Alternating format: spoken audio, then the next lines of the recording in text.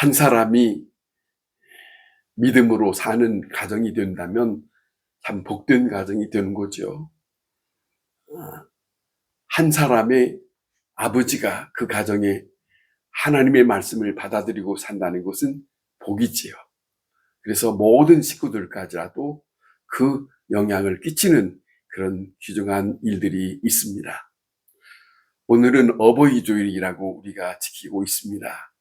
오늘도 이 사도행전의 고넬료의 가정에 대한 말씀을 함께 들어보려고 합니다. 고넬료는 우리가 잘 알고 있듯이 로마 사람이요, 군인이요. 그는 다른 이 유대 나라에 점령하러 온 하나의 점령군으로서 장군입니다. 군인입니다. 자, 이런 가운데 그는 믿음이 있는 사람이기 때문에 기도를 했고, 그는 하나님으로부터 응답을 받았고, 그는 하나님의 말씀을 받아들였기 때문에 많은 사람들에게 그것도 자기가 지배하고 있는 유대인들이 행하고 있는 구제하는 일들을, 이웃을 살피는 일을 했다. 이런 것을 오늘 이 본문의 말씀은 우리에게 전해주고 있는 것은 이런 거죠. 너의 기도를 들었다. 그리고 너에게 하나님께서 이렇게 응답하셨다 하는 말씀이 기록되어 있어요. 그런데 다른 것이 아니라 이 사람은 한 가정의 아버지로서 믿음을, 정말로 하나님을, 유대인들이 믿는 하나님을 영접하고 그 믿음을 가지고 그 가정에 놀라운 일들을 하게 되는데 하나님께서 응답해 주십니다. 저 요바에 있는 베드로라고 하는 사람을 청하여서 말씀을 듣도록 하시는 하나님의 놀라우신 선물, 은총을 허락하시는 그런 장면이 이 본문에 있습니다. 그런데 사실 생각하면 이 두 분이 만나는 것은 서로 어색한 것입니다. 왜냐하면 유대인인 이 베드로는 초라한 어부입니다. 자, 그에게 신분도 특별하지도 않고 그의 생활도 특별하지 않아요. 또 하나는 이 고넬료라고 하는 사람은 좀 전에 말씀드린 것처럼 이 사람은 이 유대 땅에 지배하는 점령군으로 온 군인이기 때문에 모든 규율에 아주 뚜렷하고, 그리고 그의 나름대로, 그리고 그 유대인들보다는 나은 그런 삶을 살고 있습니다. 그런데 이들에게는 오늘 이 본문에서 말하는 것처럼 유대인이 이방인을 만나는 것도 허락되지 않았고, 또 이 로마 사람인 군인 고넬료라고 하는 사람이 자기 지배하고 있는 그 유대인들과 함께 어울릴 수 있는 것은 사실은 편한 것은 아니지요. 그런데 이들의 만남은 그렇기 때문에 일평생 만나고 싶지 않는 그런 사람이요. 또 서로 간에 한 번도 보고 싶지 않는 그런 관계인데, 자, 그들에게는 왜 이렇게 만나게 되었느냐 하는 것은 다른 게 있지 않습니다. 저들에게는 한 가지 공통점이 있다. 그 공통점이 하나님을 섬기게 되었던 것이다. 예수 그리스도를 만난 그런 것이 되었고, 또 기도하는 사람이 되었고, 그 기도하는 그 삶을 살았던 그 삶 속에 하나님의 응답을 듣고, 그렇게 이제는 저들이 공통점을 가지고 있는 그런 삶이 오늘 이 본문에 실려 있습니다. 자, 생각하면 고넬료라고 하는 사람, 하나님 앞에서 그의 삶이 너무 진실했던 것 같아요. 왜냐하면 하나님 앞에 정성스럽게 기도하고, 그리고 그 말씀대로 이웃을 살피는 일을 했으니, 자, 이 일들을 마다하지 않았어요. 하나님 앞에서 하나님을 의식하고 사는 삶이 그의 삶 속에는 충만하게 있었다. 이것이 얼마나 그 가정의 아버지로서, 부모로서 본이 되었을까? 그리고 그 친척들에게 얼마나 본이 되었을까? 사실은 쉽지 않는 문제죠. 왜? 이방인이기 때문에 남의 나라에 섬기고 있는 그 하나님을 받아들인다는 건 쉽지 않지만은, 자, 어쨌든 간에 얼마만큼 이 사람이 하나님에 대해서 섬기는 삶을 가졌느냐? 하나님이 무슨 말씀을 하시든지 순종하는 모습이 있어요. 그 말씀을 무슨 말씀이든지 내가 무슨 말씀에 어떤 일이든지 행하겠습니다. 그런 모습이 담겨져 있어요. 다시 말하면 만일 하나님께서 너는 군복을 벗어라. 그래도 이 사람은 그 말씀을 받아들이고 당장 군복을 벗을 수 있는 그런 사람의 모습이 이 사람의 삶 속에 우리가 느낄 수 있다. 그런 말씀입니다. 자, 이제 나를 어디로 인도하시든지 내가 어떻게 해야 될 것인지 그 말씀만 떨어져도 행할 수 있는 그런 마음뿐인데 고넬료에게 시몬을 통해서 이제는 하나님의 말씀을 들을 수 있도록 그 말씀을 듣게 되었다. 기도하는 중에. 자, 그러잖아요. 중요한 것은 기도하면서 하나님께서 그의 삶에 찾아오셨어요. 성령께서 찾아오셔서 천사를 보내서 그를 통해서 하나님이 말씀하세요. 주의 지시를 받아들이는 거죠.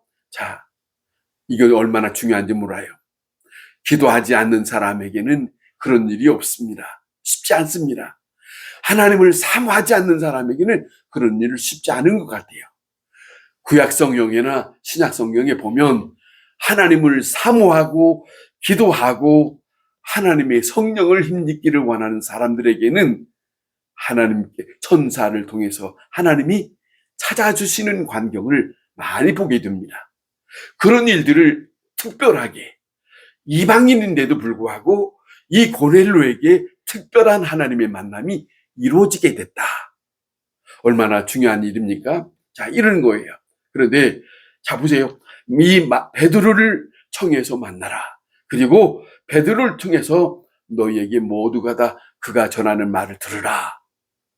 그런데 이 말을 듣고 얼마나 하나님의 말씀을 섬기고 이것이 소중한가를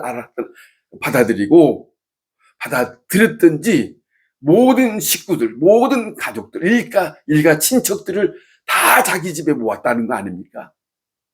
자기만 듣는 것이 아니고 귀한 분이 오니까, 귀한 분, 하나님이 말씀하는 그 귀한 분이 오니까 그 귀한 분을 맞이하기 위해서 온 일가 친척들을 다 모아서 자기 집에 다 앉혀놓고 베드로 오기를 기다리고, 자, 이런 모습이 담겨져 있어요.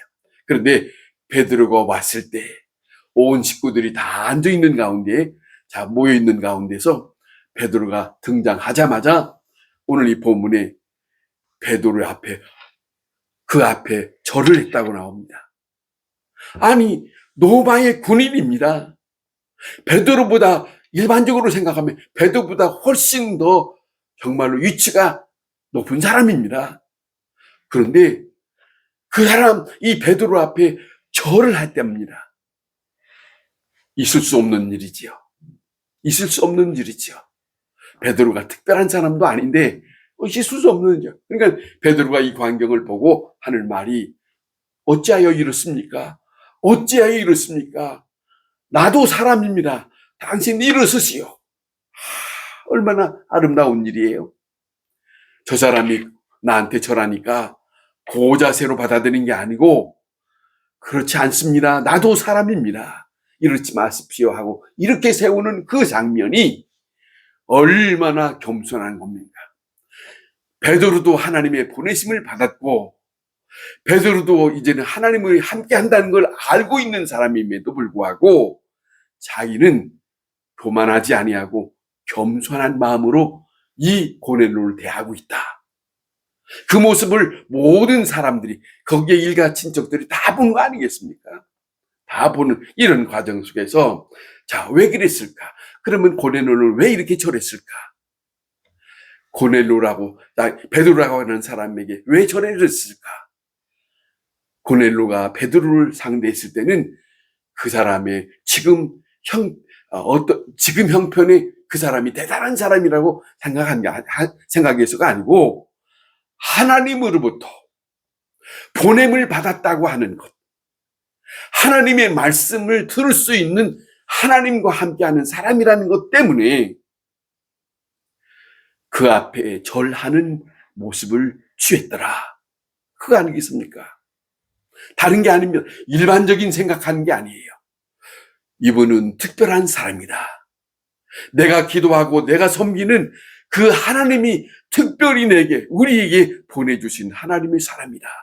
이것 때문에 그를 통해서 우리에게 무슨 말씀을 하시든지 하나님의 말씀을 들을 수 있는 사람, 이것을 생각했기 때문에 절을 했던 거 아니겠습니까? 그러니까 그냥 보통 사람으로 본 것이 아니죠.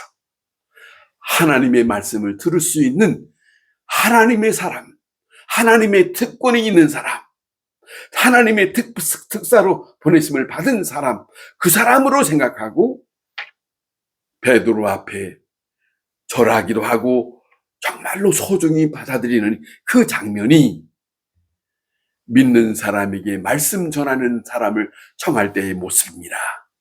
믿음의 사람. 그러잖아요. 자, 그가 무슨 옷을 입었느냐, 어떤 신분이냐, 그가 나이가 어떠느냐, 그의 얼굴이 어떠느냐, 뭐 키가 적으냐, 크냐, 이 생각이 없어요. 중요한 것은 하나님께서 보내셔서 하나님의 사자로, 하나님의 대사로, 하나님의 특사로 내게 오시는 그 사람. 이것이 한 가정의 아버지로서 믿음의 하나님의 사람을 청하는 그 소중한 모습을 온 식구들에게 보여주는 아주 본이 드는 그런 모습을 보여주고 있는 아주 중요한 모습이 여기에 있습니다. 그러면서 하는 말 아닙니까? 우리는 다 하나님 앞에 있나이다. 우리는 다 하나님 앞에 있나이다. 참 중요한 말씀 같아요. 왜냐하면 하나님의 말씀을 들으려고 하는 그 마음의 자세가, 자, 그냥 듣는 게 아니에요. 우리는 다 하나님 앞에 있나이다. 그러니 하나님께서 무슨 말씀을 주시든지 그 말씀을 듣겠사오니 그 말씀을 우리에게 아끼지 아니하고 다 해주시기를 바랍니다. 얼마나 아름다운 그런 마음입니까? 자, 그런 거예요. 너무너무 귀한 시간이에요. 이것이 바로 예배자의 모습이다. 그거예요. 마음에 하나님의 역사를 힘입을 수 있는 그런 사람의 심령이다.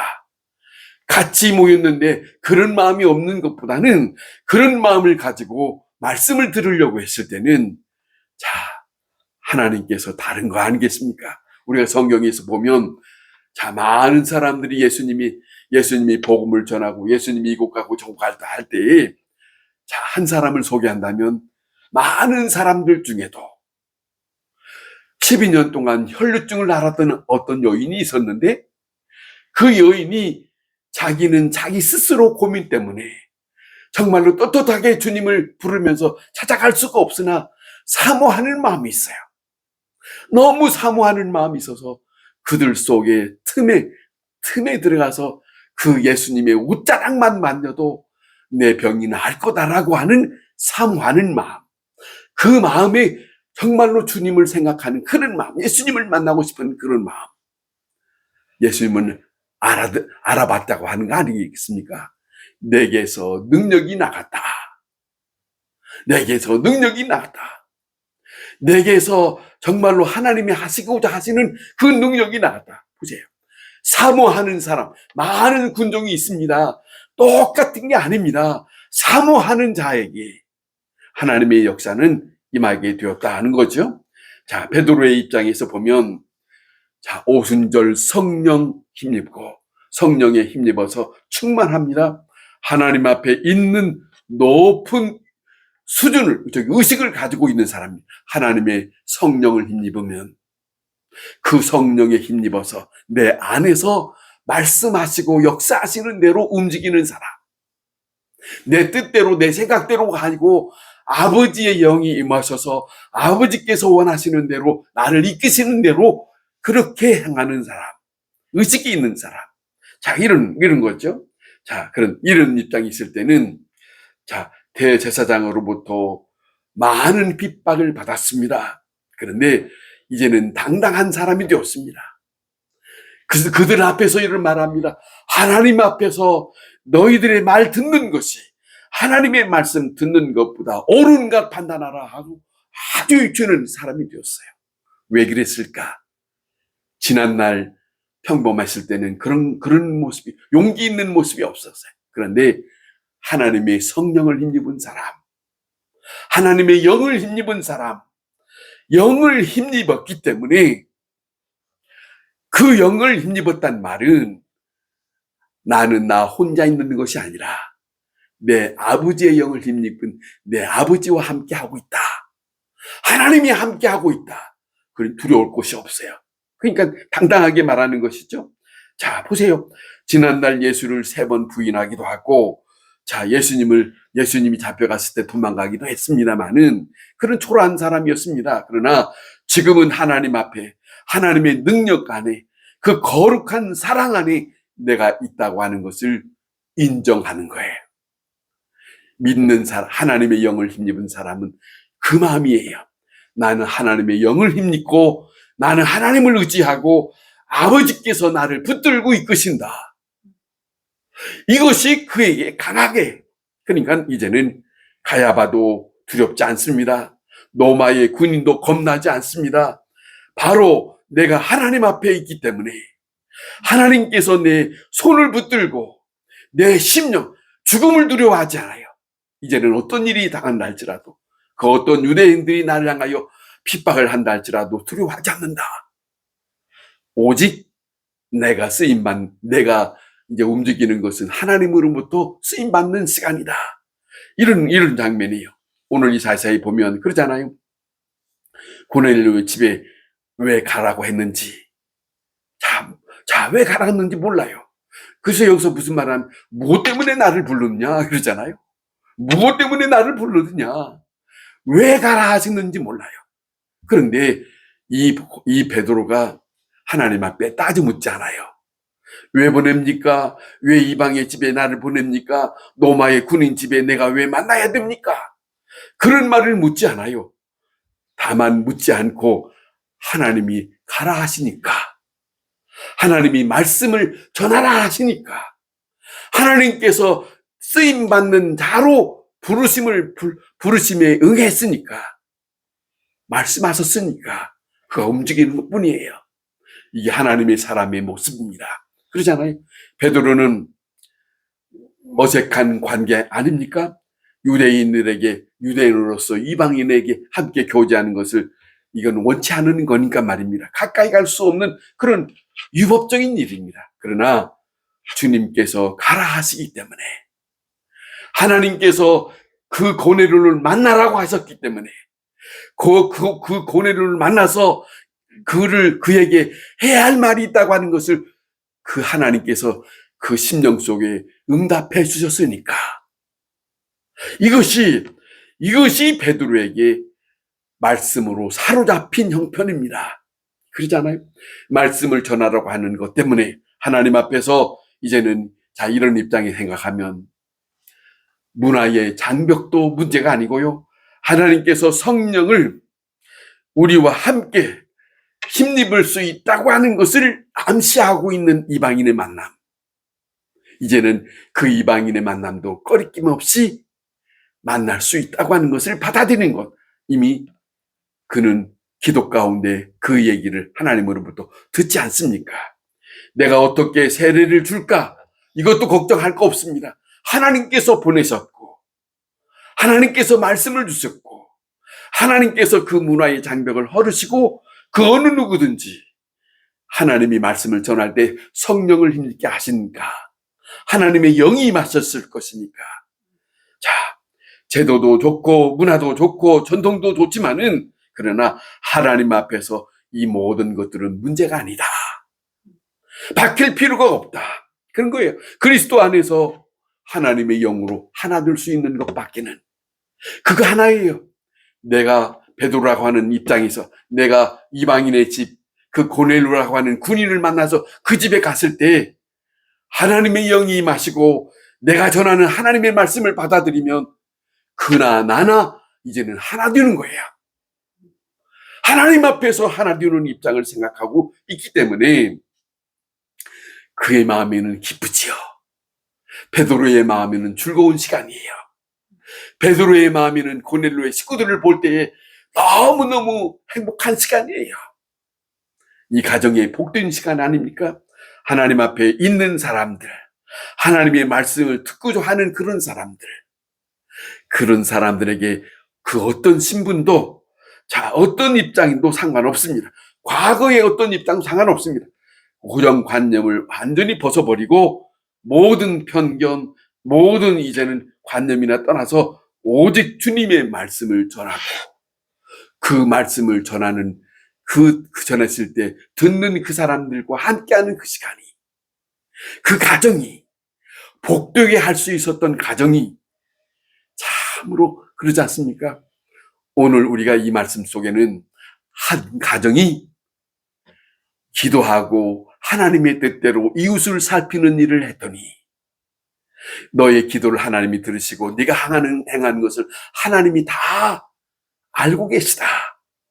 너에게 특별한 선물을 내가 허락하는데 저 피장에 있는 요바에서 머물러 있는 베드로라고 하는 사람을 그는 내가 사랑하는 자니까 내가 그 베드로를 너희 집에 보내기를 하더니까 너는 그를 정해서 너희 집에 나를 사모하고 나를 원했으니 그를 통해서 내가 전하고자 하는 말을 들어라. 이게 한 가정의 복된 가정이 아닙니까? 믿음의 가정의 복된 거 아니겠습니까? 말씀을 들을 수 있는 사람을 보내주신 하나님, 말씀을 듣고자 하나님의 믿음으로 살고자 했던 한 가정에게 하나님이 놀라우신 행복한 시간을 만들어줬던 것은 사람의 노력이 아니에요. 하나님께서 그들의 삶을 보시고 그들에게 하나님이 귀한 자리를 마련한 것은 하나님이 마련하는 것이다. 이게 복인 것이죠. 이 복된 일들이 이 5월이 들어서 우리에게 하나님과 함께하는 가정을 이루며 사는 모든 식구들이 될 수 있기를 바랍니다.